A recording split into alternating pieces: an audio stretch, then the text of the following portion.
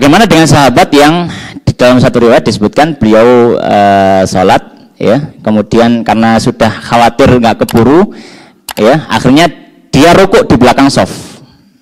Dia rukuk di belakang shaf.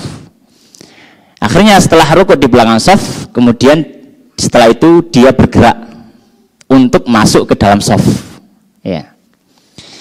Maka para ulama menyatukan berbagai macam riwayat dan kemungkinan yang ada. Maka para ulama menyampaikan bisa ditafsirkan bukan berarti sahabat itu berjalan biasa saja.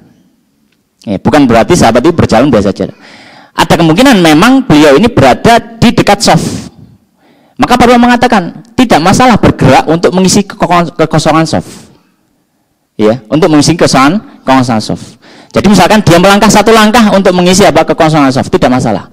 Maka ada kemungkinan sahabat itu sudah bergerak dan dia di belakang shaf, tapi dia tidak terlalu jauh. Bukan berarti difahami dia rukuknya di pintu sana, shafnya cuma shaf satu, sehingga dia rukuk di sana terus jalan di sini. Enggak seperti itu. Jadi dia itu berada di belakang shaf. Ya, jadi di situ ya tidak membatalkan karena apa? Karena pergerakannya hanya sedikit, tidak sampai tiga langkah, ya. Dan para ulama juga menyampaikan boleh untuk mengisi kekosongan shaf. Ketika misalkan shaf kosong, kemudian dia maju, tidak masalah. Tapi dengan menjaga tadi supaya tidak bergerak berlebihan. Atau kalau misalkan butuh gerakan agak banyak, tidak berkelanjutan. Dia gerak sekali, kemudian diam dulu, ya. Kemudian baru setelah itu bergerak lagi. Jadi bukan langsung jalan, ya, maju dengan 3 langkah seperti itu. Maka ini sudah merusak tata gerakan sholat.